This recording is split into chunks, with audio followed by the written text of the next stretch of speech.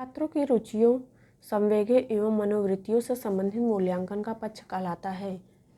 छात्रों की रुचियों, संवेगों एवं मनोवृत्तियों से संबंधित मूल्यांकन का पक्ष भावात्मक पक्ष कहलाता है।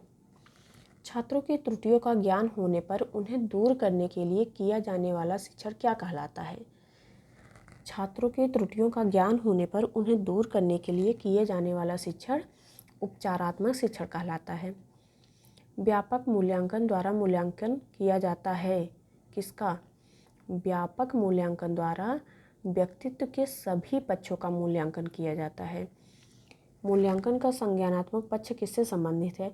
मूल्यांकन का संज्ञानात्मक पक्ष ज्ञान से, बोध से और अनुप्रयोग से संबंधित है। सतत मूल्यांकन कहलाता है। सतत मूल्यांकन सत्र के अंत में किया जाने वाला मूल्यांकन या सत्र के मध्य में किया जाने वाला मूल्यांकन, नित्य प्रति किया जाने वाला मूल्यांकन।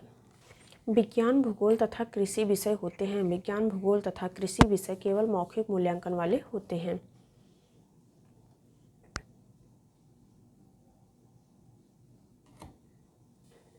विज्ञान, भूगोल तथा कृषि विषय कैसे होते हैं? विज्ञान, भूगोल तथा कृषि विषय सैद्धांतिक तथा प्रायोगिक मूल्यांकन वाले होते हैं।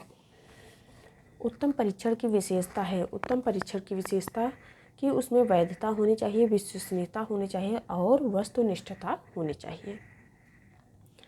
रचनात्मक मूल्यांकन में किया जाता है। रचनात्मक मूल्यांकन में बच्चों के प्रारंभिक ज्ञान का मूल्यांकन किया जाता है।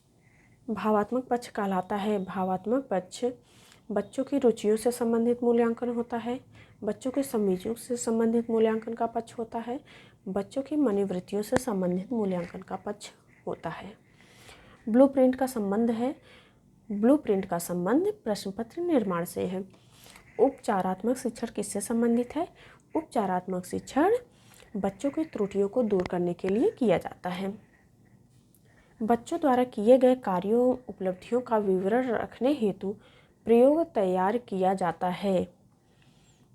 छात्र प्रोफाइल बनाने में निम्नलिखित में से किसके द्वारा यह पता चलता है कि बच्चे ने अभी तक कितना ज्ञान व कौशल अर्जित किया है? मापक द्वारा। निम्नलिखित में से कौन सी क्रियात्मक शोध की विशेषता होती है? अनुभवजन्य जो होती है यह क्रियात्मक शोध की विशेषता होती है। क्रियात्मक शोध का संपादन कितने चरणों में होता है? क्रियात्मक शोध का संपादन 6 चरणों में होता है। क्रियात्मक शोध में समस्या की पहचान करते समय होने वाले तथ्यों की जानकारी के अंतर्गत नहीं करता है पर व्यक्ति। क्रियात्मक शोध से किसी समस्या का प्रस्तावित उत्तर कहलाता है। क्रियात्मक शोध से किसी समस्या का प्रस्तावित उत्तर परिकल्पना कहलाता है। क्रियात्मक शोध जिस लक्ष्य समूह के बारे में किया जाता है उसे कहते हैं